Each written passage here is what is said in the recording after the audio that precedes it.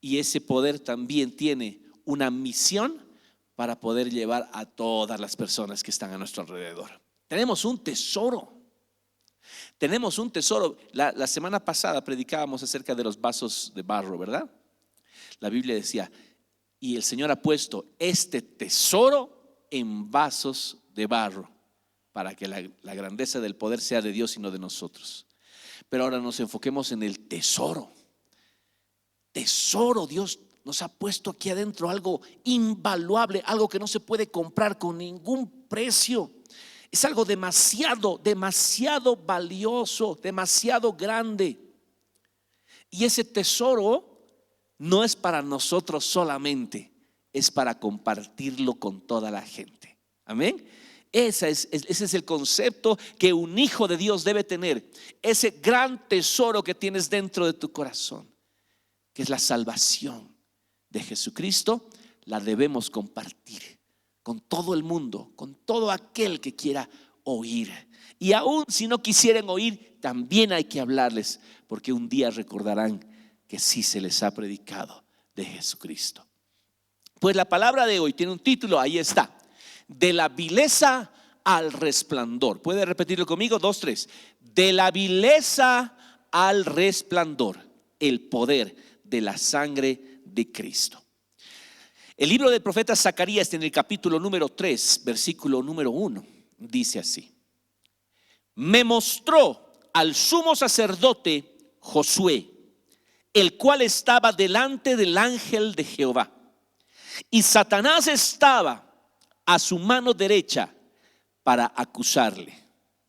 Hace un par de semanas hemos avanzado un día sábado a las 6 de la mañana, 6:30 de la mañana, lo que son las cortes celestiales, ¿sí? Y en las cortes celestiales, así como en una corte de justicia, hay un juez que es Dios, que es el juez de todos, y hay un acusador. El acusador no tiene otro nombre sino Satanás. Ahí está el versículo: y Satanás estaba a su mano derecha para acusarle. Ese nombre, Satanás, entre otros, significa acusador. Él es el acusador. Y dijo Jehová a Satanás: Jehová te reprenda, oh Satanás, Jehová que ha escogido a Jerusalén te reprenda. Pregunta, abre el signo de interrogación y dice: ¿no es este un tizón arrebatado del incendio? ¿Qué es un tizón? Tizón es una madera a medio quemar. Es algo que ya estaba a punto de quemarse, pero fue arrebatado del incendio. ¿No éramos nosotros esos tizones? ¿No estábamos nosotros rumbo a la perdición? ¿No estábamos camino a la oscuridad eterna y fuimos arrebatados por la mano de Dios? ¿Sí? Fuimos tomados porque el Señor nos tomó con esa firmeza de su mano, como cuando una persona se está ahogando y viene esa mano y saca a la vida, a esa vida que está en desesperación. De igual forma, aquí dice que Josué, el sumo sacerdote, también se estaba quemando y fue arrebatado por Dios del incendio. Versículo 3: y Josué estaba vestido de vestiduras viles y estaba delante del ángel. Aquí la palabra vil no solamente es algo sucio y manchado. Esa vileza deriva de un término que tiene que ver con el estiércol y con los excrementos incluso. O sea, lo peor de la suciedad que nos podamos imaginar. No es solamente una manchita, ¿no? Que ya se cayó al barro. No. Esa vileza es la peor inmundicia que nos podamos imaginar. Y tiene un nombre en la Biblia. Esa inmundicia se llama pecado. El pecado es así. Amén. No tiene otro aroma el pecado que a estiércol. Estaba vestido así el sumo sacerdote, imagínense. Y habló el ángel y mandó a los que estaban delante de él diciendo: quitadle esas vestiduras viles. Y a él le dijo: mira que he quitado de ti tu pecado y te he hecho vestir de ropas de gala. Wow, qué cambio de panorama total. Vestiduras de estiércol, vestiduras de excremento, de lo peor, de la inmundicia, a vestiduras de gala, a vestiduras para ir a un matrimonio, a una boda, a una fiesta, a una celebración. Las mejores de las vestiduras. ¿Quién puede hacer eso? Únicamente nuestro Dios Todopoderoso, nuestro Señor Jesucristo, que cambia nuestras vestiduras viles en vestiduras de esplendor y de gala. Amén. Muy bien. En esa imagen tenemos unas sábanas, unas telas sucias, demasiado sucias. Demasiado, gracias, amor. Demasiado sucias esas vestiduras o esas telas que vemos ahí en pantalla, ¿no? Y nosotros solemos decir algo que está demasiado sucio, lo decimos algo que está percudido, algo que no sale fácilmente, ¿no? Algo que no sale con cualquier material para lavar. Siguiente, por favor. Significado de la palabra percudir. Dicho de la suciedad, cuando ésta penetra profundamente en algo. Cuando el tiempo o el uso hacen desaparecer el buen aspecto de una cosa. Por ejemplo, los años percudieron las blancas paredes de la casa en que nací, ¿no? Este es un ejemplo. Y efectivamente, en la vida mundana, en la vida antes de conocer al Señor, los pecados que van entrando en el alma y van marcando luego la conciencia humana, se van poniendo uno sobre otro, uno sobre otro, uno sobre otro. Y ya no es algo que se pueda quitar fácilmente. De hecho, no se puede quitar con ninguna cosa. Como por ejemplo en la parte natural, cuando algo queda percudido. Siguiente, por favor. Vemos una cantidad de productos de limpieza que se ofrecen aún en el internet. Siguiente, tenemos varias técnicas. Haga varios clics, por favor. Tenemos ahí varias técnicas como la lavandina, el vinagre, el bicarbonato, el jugo de limón, agua oxigenada, leche. Varias técnicas humanas para que a lo percudido físicamente se lo pueda sacar perfecto. Pero no sé si habrá realmente en lo físico algo perfecto. O quedará algún rastro de la suciedad que percudió esa prenda de vestir. El hecho es de que en lo espiritual es algo mucho peor. Siguiente, por favor. Si bien podemos estar caminando en la vida con aparente vestidura limpia, ¿no?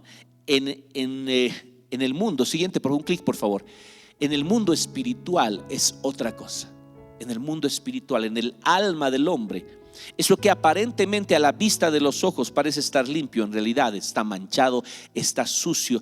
Y esa mancha, esa suciedad no es físico, sino tiene un solo nombre, y ese nombre es el pecado. Siguiente, por favor. Esas vestiduras o esas manchas trata el hombre de borrar a través del tiempo, a través de ejercicios de meditación, a través de acciones buenas con el prójimo, haciendo el bien a la gente. Pero lo cierto es que nada de eso puede limpiar el alma del hombre. Ni el tiempo, ni las prácticas de meditación que están muy de moda en el mundo actualmente, ni las buenas acciones pueden limpiar el alma. No pueden limpiar ese alma, porque esa suciedad es mucho más profunda, y la Biblia la llama claramente, por favor, siguiente, el pecado. El pecado es justamente aquello que nos ha separado totalmente de Dios. Isaías 59, en el versículo 2, dice la escritura: son sus pecados los que los han separado de Dios. Son sus pecados.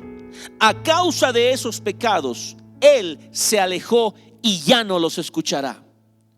Había comunión entre Dios y el ser humano en el huerto de Edén, pero cuando el pecado entró en la humanidad, esa comunión fue rota totalmente. En Romanos capítulo 3 y el versículo 23 dice: pues todos hemos pecado. Todos hemos pecado.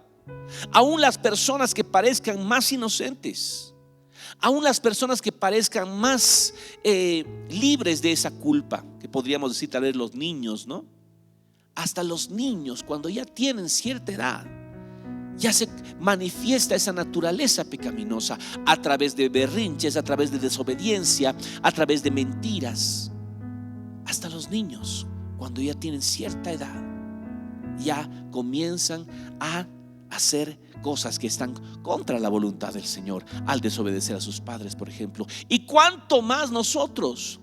¿Habrá alguien en este planeta que pueda decir: bueno, realmente yo no he hecho daño a nadie y no necesito salvación? Yo seguro que me voy al cielo cuando me muriere. Pues seguro que no, porque la Biblia dice: todos hemos pecado y estamos destituidos de la gloria de Dios. Uno solo no tuvo pecado alguno y se llama Jesucristo. No hay más. No hay más. Todos fuera de Él necesitamos de la salvación, ¿verdad? Estamos destituidos de la gloria de Dios sin esa salvación. Habacuc capítulo 1 versículo 13 dice: demasiado puros son tus ojos para mirar el mal. No puedes fijar tu mirada en la violencia. Los ojos de Dios son demasiado puros. Para mí puede ser un pecado demasiado pequeñito que pasa desapercibido, pero nuestro Dios tiene sus ojos demasiado puros. Entonces, hasta lo que ni nos imaginamos podemos haber ofendido al Señor. ¿Se da cuenta cuánto necesitamos? ¿De qué? Necesitamos del verdadero amor que solamente Dios puede derramar en nuestras vidas. Cuando conocemos el verdadero amor de Dios, todo cambia, todo se transforma, revoluciona por dentro. Cuando tenemos un encuentro con el verdadero amor de Dios, es algo que no se puede describir con palabras siquiera. Juan 3:16 lo dice claramente: pues Dios amó tanto al mundo que dio a su único Hijo para que todo el que crea en Él no se pierda. Habla del amor con la salvación. Habla del tremendo amor de Dios para rescatarnos de la perdición eterna, para llevarnos de ese lugar a la vida eterna, de la vileza a la gloria. ¿Se da cuenta? De la oscuridad perpetua a la luz perpetua. Un cambio total, de 0 a 100. Es así, por ejemplo, el arrepentimiento. Cuando uno está yendo en una mala dirección, ¿qué significa arrepentirse? Arrepentirse significa cambio 180 grados e ir en la dirección contraria. No es ir en 90 grados, digamos, ¿no? O en cierto ángulo. No. Totalmente en la dirección opuesta. Así de diametral es la diferencia entre estar con Dios y estar sin Dios. ¿Se da cuenta? Siguiente. Miren con cuánto amor nos ama nuestro Padre, que nos llama sus hijos. Y eso es lo que somos.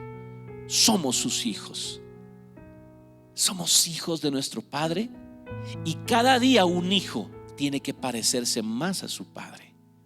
Amén. Cada día sus hijos debemos parecernos más a nuestro Dios que nos creó.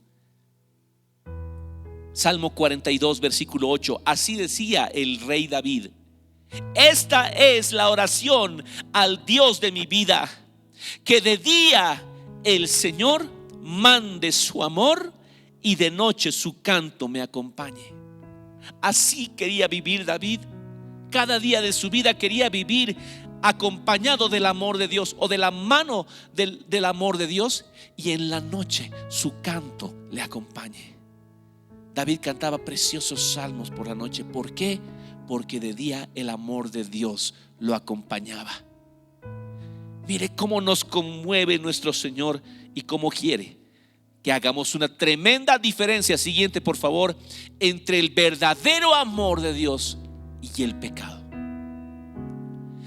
Y esa barrera que puso el pecado al medio, un clic por favor, que fue únicamente rebasada por el verdadero amor que tiene un nombre: Jesucristo de Nazaret.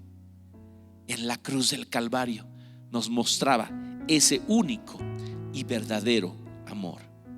Isaías capítulo 1, el versículo 16, y lo dice con signos de admiración: lávense y queden limpios, quiten sus pecados de mi vista, abandonen sus caminos malvados. Isaías 1:17, aprendan a hacer el bien, busquen la justicia y ayuden a los oprimidos, defiendan la causa de los huérfanos y luchen por los derechos de las viudas. Ya que la salvación no simplemente es, querido hermano, un día recibir a Jesucristo y olvidarse y decir: ya soy salvo y el cielo me espera.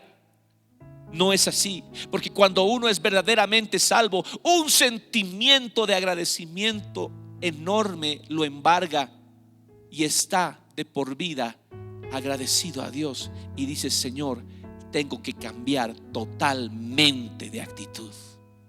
Si antes robaba, ya no puedo robar. Si antes fornicaba, ya no puedo fornicar.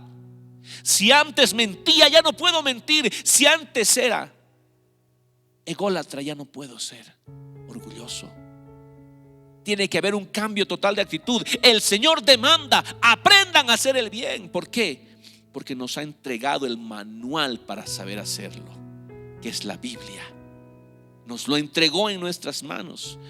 El mundo quiso erradicar la palabra del Señor, pero mientras más querían erradicarla, más se difundía. Y ahora la tenemos en más de 50, 100 versiones de la Biblia a un solo clic de distancia. Y mejor todavía si tenemos la versión impresa. Amén. Una versión impresa, porque personas han perdido sus vidas para poder tener una versión impresa de la Biblia. Si podemos tener una versión impresa, muchísimo mejor.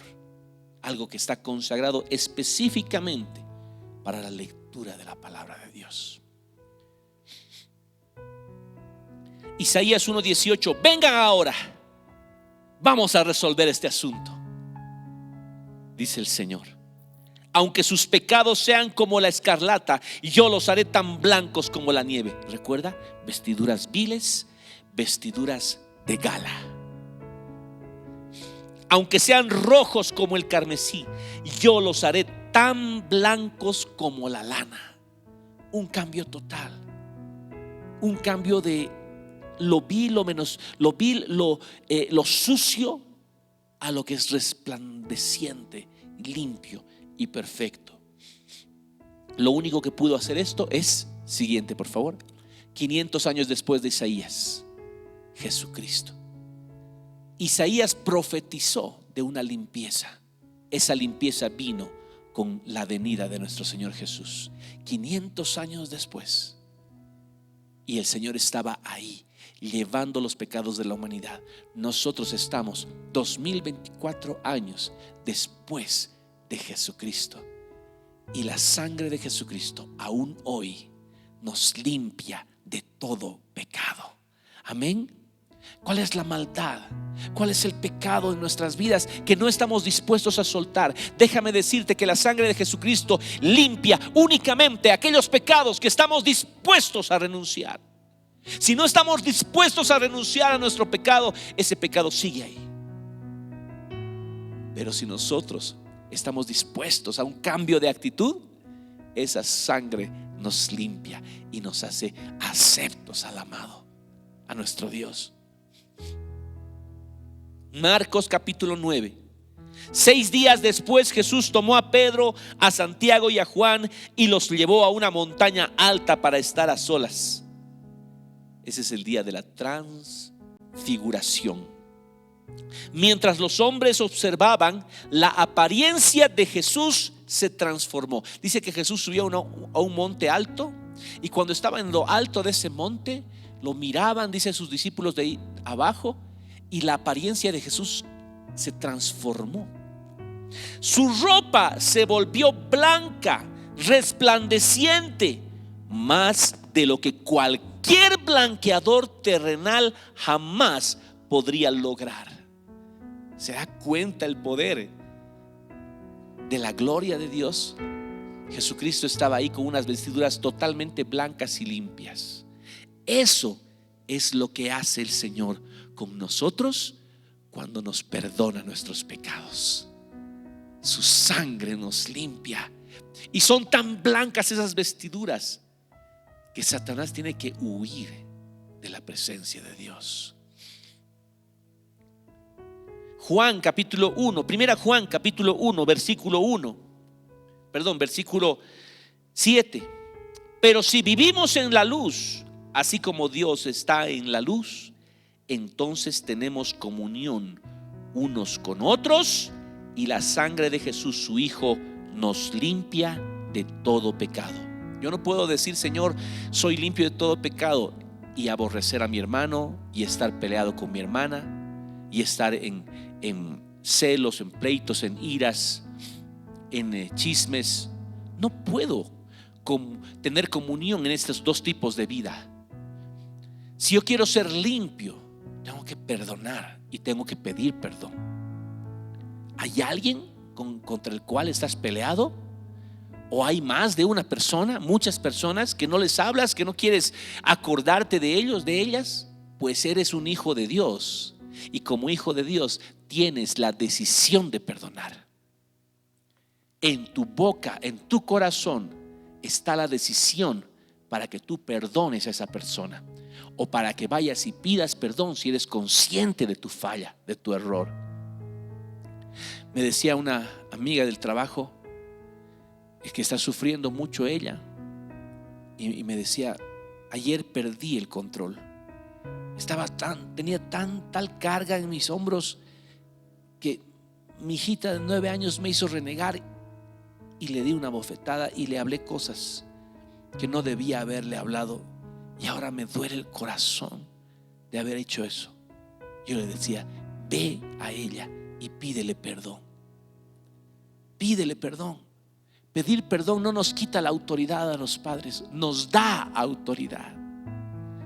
Porque nuestros hijos tienen que saber que sus papás somos hombres que fallamos, somos seres humanos que erramos, que fallamos. Pero no está el mérito en no fallar, el mérito está en reconocer nuestro error, ser humildes y pedir perdón. Amén. Pedir perdón, y eso restaura y sana a la otra persona. Gálatas capítulo 3. Finalmente, después de explicar a detalle, de alguna manera, la gran obra que Jesucristo hizo en la cruz del Calvario, eso fue lo que predicaron los apóstoles 50 años desde que Jesucristo murió en el año 27 o a 33 después de Cristo, hasta el año 95 que se escribió el Apocalipsis. Todos esos 40 y tantos años predicaban los apóstoles acerca del cambio de ley. Ya no estaban en la ley de las obras, ahora estaban en la ley del Espíritu. Ya no estaban en la ley muerta de hacer cosas buenas para poder agradar a Dios, sino que ahora estaban en la ley de la fe en Jesucristo, que nos limpia, y su sangre que nos limpia de todo pecado. Y los Gálatas, miren lo que les dice Pablo a ellos: ay, Gálatas tontos, ¿quién los ha hechizado? Pues el significado de la muerte de Jesucristo se les explicó con tanta claridad como si lo hubieran visto morir en la cruz. Años de años venían los apóstoles explicando lo que era la muerte de Jesucristo en la cruz del Calvario. Y los Gálatas, así como muchos de nosotros en la actualidad, nos desviamos de esa gracia maravillosa de Dios a seguir haciéndolo a nuestra manera. Volvemos a repetirlo, amada iglesia, a nuestra manera no hay forma de ser salvos. Nadie puede lograr el estándar, la perfección de Dios a su modo. Solo tenemos que volver a Jesucristo, volver a la cruz y permitir que el Señor sea quien nos lave y también quien nos confiera el poder para vencer toda tentación y todo pecado. Denle un aplauso al Señor por eso. Denle un aplauso al Rey por eso. Versículo 2. Déjenme hacerles una pregunta, les decía Pablo a los Gálatas. ¿Recibieron el Espíritu Santo por obedecer la ley de Moisés? Claro que no. Recibieron el Espíritu Santo porque creyeron en el mensaje que escucharon acerca de Cristo. Porque creyeron, porque confiaron, porque pusieron su esperanza en algo. Y eso es lo que quiere el Señor el día de hoy, que tú creas, que confíes y que pongas tu esperanza totalmente en Jesucristo y en su palabra y en su modo de hacer las cosas, no en el nuestro. Y el versículo 3: ¿será posible que sean tan tontos? Después de haber comenzado a vivir la vida cristiana en el Espíritu, ¿por qué ahora tratan de ser perfectos mediante sus propios esfuerzos? A veces eso nosotros lo hacemos de manera encubierta con una vida religiosa. Una vida religiosa es aquella que se acostumbra a simplemente tener un Dios de los domingos, por ejemplo. Venir aquí, disfrutar de un tiempo lindo de comunión, de alabanza, y salir de este lugar y olvidarse de lo que hemos recibido. Esa es una vida religiosa. Una vida religiosa es aquella que en la mañana despierta con los afanes y en la noche se duerme con los afanes. Cuando la vida que Dios le agrada es despertar con Cristo, alabándole, amándole, buscando de Él, y en la noche darle gracias por lo que pasó. Sea bueno, sea malo, gloria a Dios. Tener a Dios presente en nuestros pensamientos a cada segundo del día. Hacerlo partícipe de nuestras victorias y nuestras derrotas, porque Él está ahí detrás gestionándolo todo. Y eso es lo que quiere nuestro Dios. Que no tengamos una vida de apariencia, de superficialidad. No seamos tan tontos como dice ahí la Escritura. No. Aprendamos a escuchar esas palabras y decir: Señor, yo quiero que transformes totalmente mi vida. Totalmente mi vida. Los que estamos meses en el camino del Señor, los que estamos años, 20, 30, 40, 50 algunos en el camino del Señor, igual, Señor, cada día transforma mi vida de gloria en gloria, de gloria en gloria, Señor. Porque un día nos vamos a encontrar con Él. Amén. Gálatas capítulo 6 versículo 11. Fíjense que uso letras grandes, decía Pablo, para escribirles de mi propio puño y letra estas últimas palabras. Los que tratan de obligarlos a circuncidarse lo hacen para quedar bien con otros. No quieren ser perseguidos por enseñar que solo la cruz de Cristo salva. Amada iglesia, grábate en el corazón por siempre: solo la cruz de Cristo salva. Y esa cruz tiene que ser predicada a todo el mundo. Con quien te encuentres, tú tienes un poder especial. Dios te ha dado acceso a quienes otros no tienen acceso. Dios te ha dado llegada a personas que otros no van a poder llegar. Háblales a ellos. Ora por ellos. Siguiente, por favor. Dios todo lo hace nuevo. Así que las cosas viejas pasaron, como dice en Corintios, 2 Corintios capítulo 5 versículo 16. De manera que nosotros de aquí en adelante a nadie conocemos según la carne. Y aun si a Cristo conocimos según la carne, ya no lo conocemos así. De modo que si alguno está en Cristo, nueva criatura es. Las cosas viejas pasaron, he aquí todas son hechas nuevas. Los apóstoles decían: si alguno hemos conocido como ladrón, como homicida, como chismoso, como peleonero, ya no lo conocemos más así. Si alguno está en Cristo, nueva criatura es.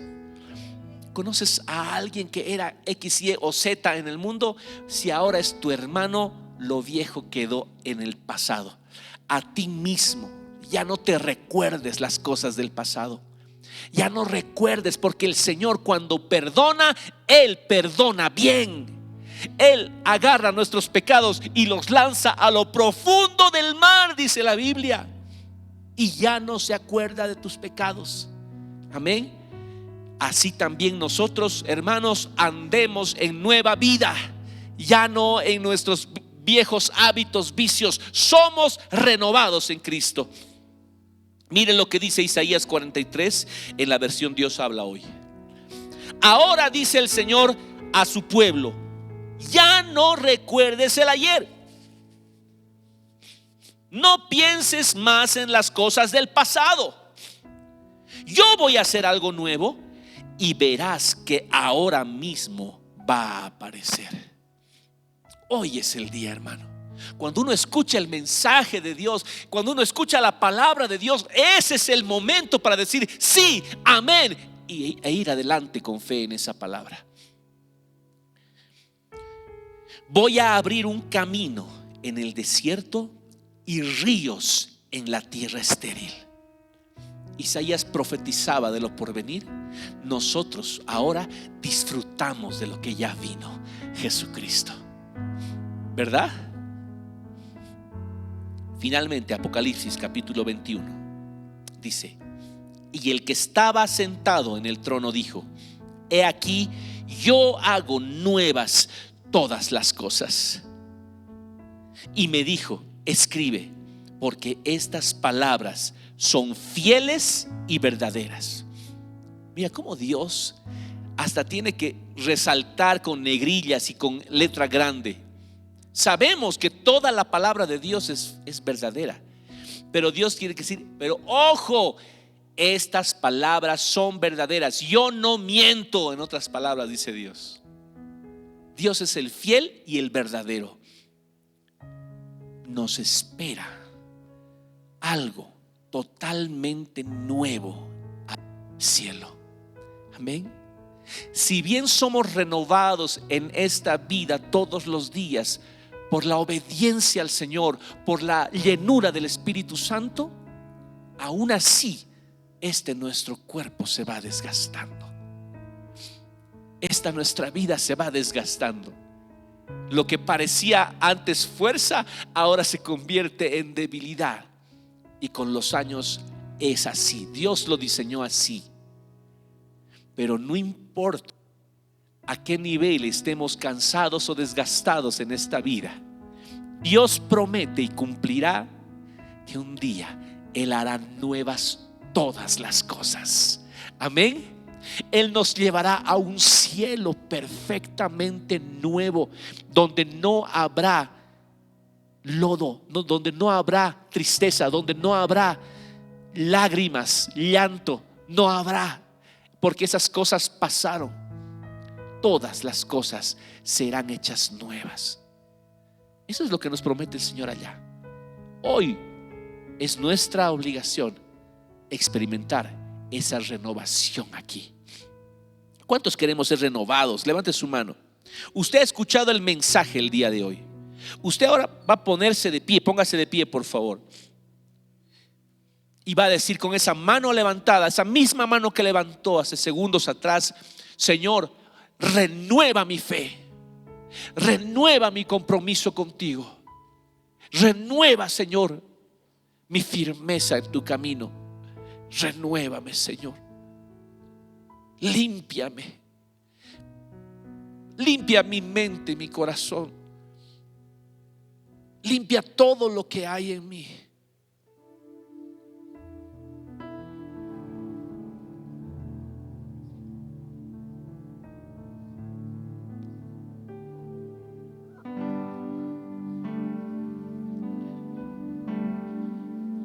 de sus manos decimos así: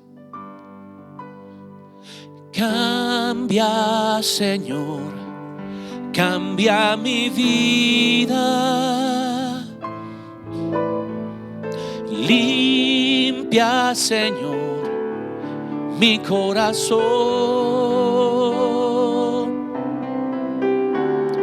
Sana, Señor, hoy mis heridas. Mi espíritu